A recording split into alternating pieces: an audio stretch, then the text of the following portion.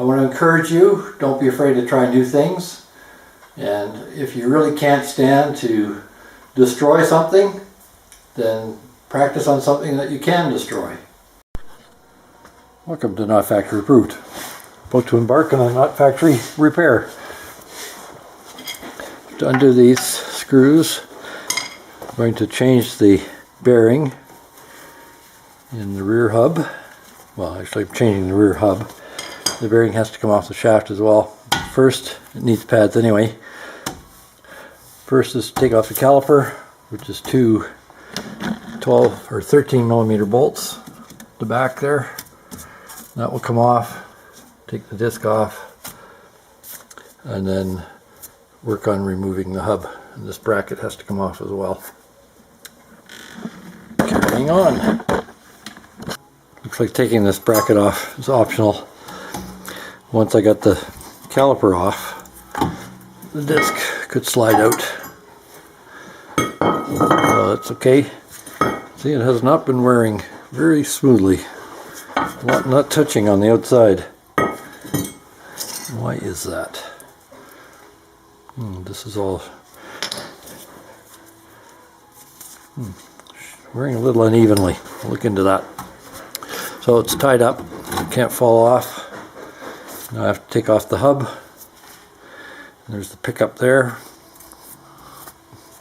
The metal strips indicate the speed. So knock off this cap, undo it, pull it off, and then I'll have the, because this bearing comes apart because it's worn out, then I will have to get it off that shaft, that stub shaft. I have to take these off too.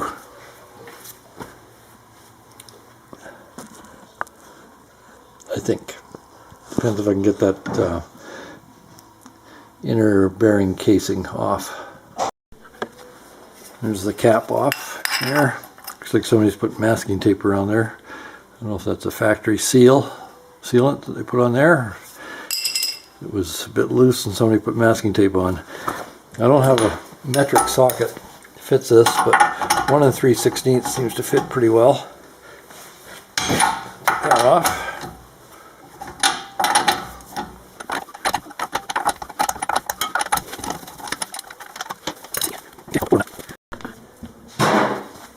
So it's coming off pretty easy.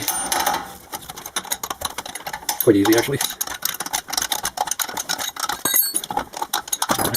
And there's the bearing falling apart. So that has to come off. That will be the challenge. I don't know if I want to take it off or if I want to do it on there. I'm going to have to heat it anyway, that's for sure. Might heat it and try and chisel it first. Call me a fearedy, but I'm going to take the stub axle off. I don't want to overheat this sensor, this pickup, for wheel speed. And if I heat this up, even if I put a steel there, there's no guarantee I can work on this and not overheat that. So I'm going to separate those two. I've already cracked them loose. And then I'll have the pickup to unhook and try and get it out of there afterwards.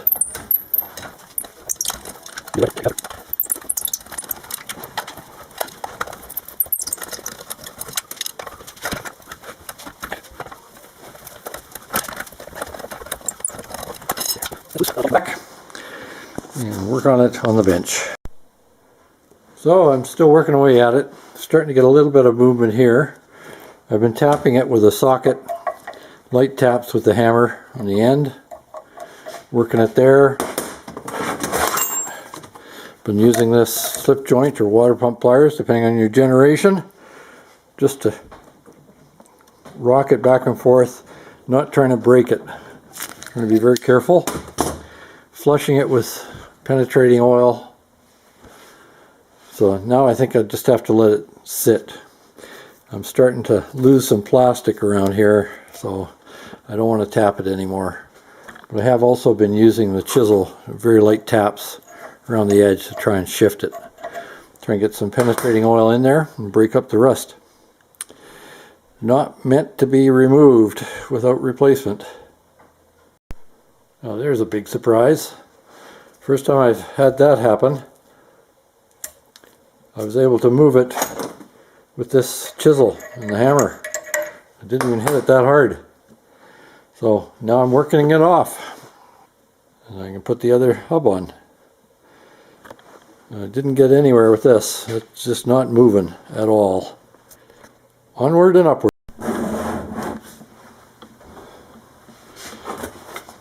Show you how easy it is. Honest.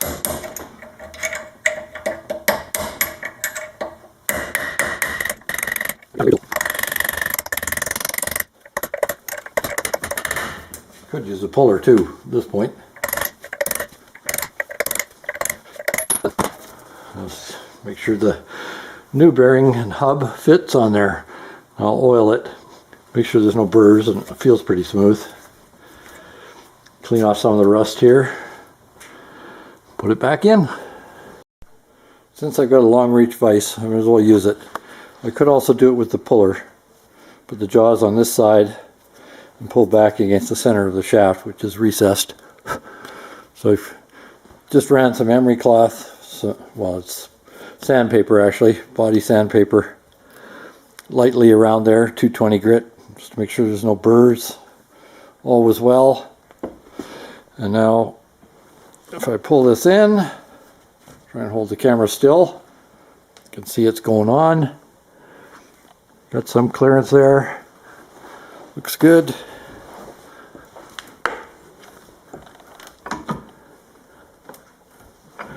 And there it is.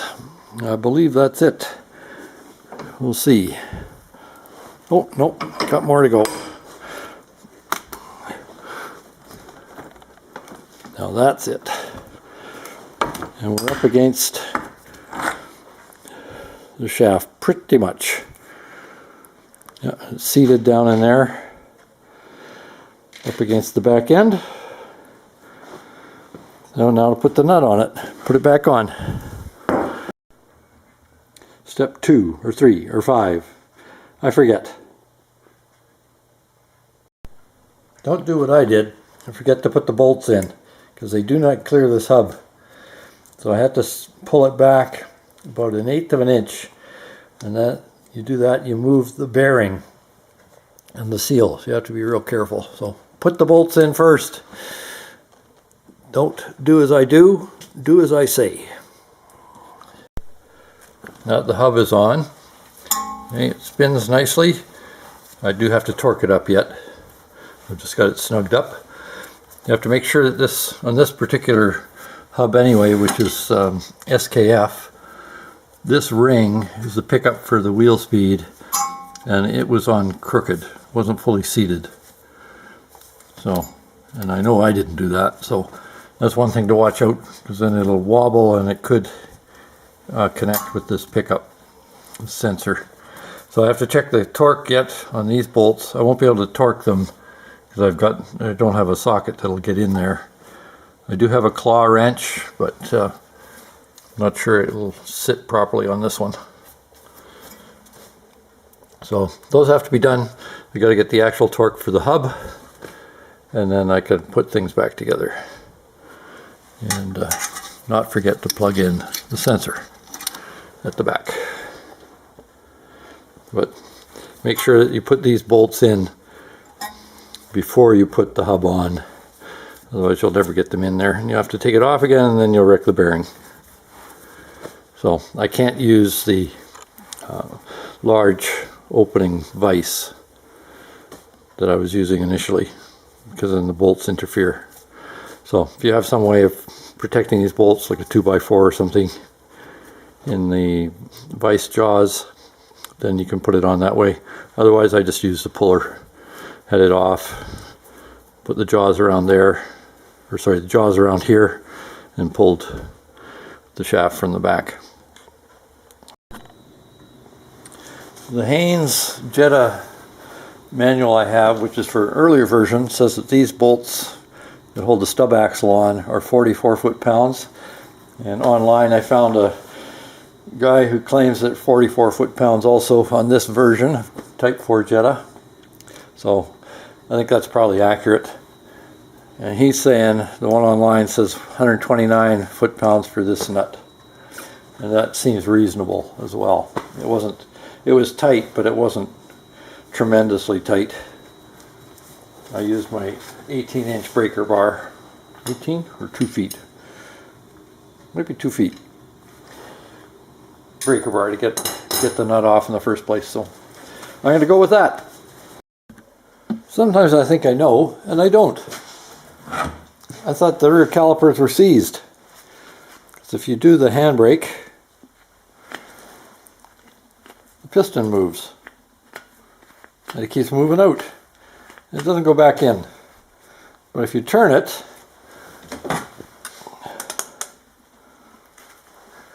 it goes back in.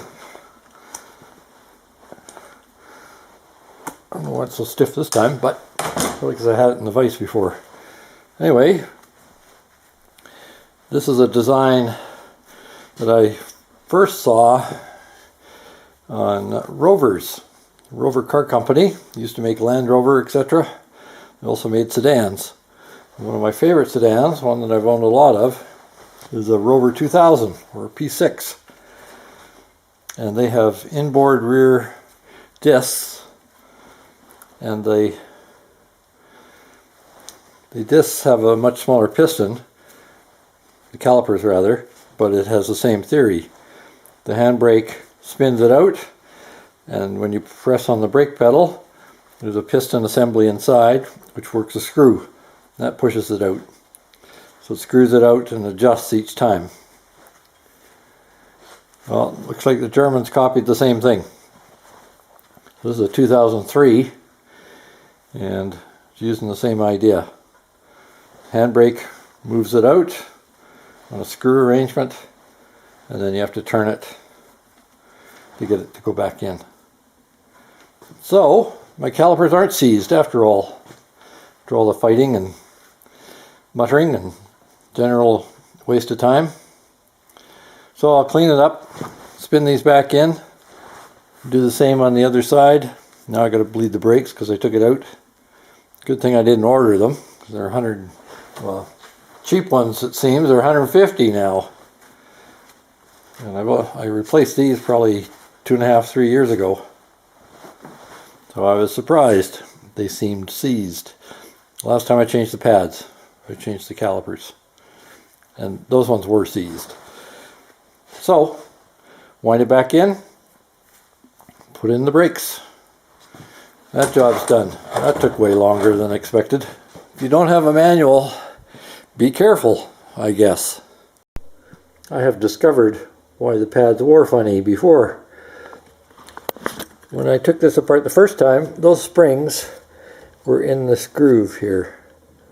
So that's the way I put them back in when I replaced the calipers last time. And the rear pads, of course. Well, that's not right, because they're supposed to be pushed against the inner portion of the caliper. That keeps them fully seated, and they have a locking tab there that prevents them from going any further in. If those springs are in this groove, it twists the pads. That's why they wore crooked. That's 2 things I've learned today. Whew, what a record. Please don't forget to like, share, subscribe, or even notify, or any of the above, or all of the above. Thank you.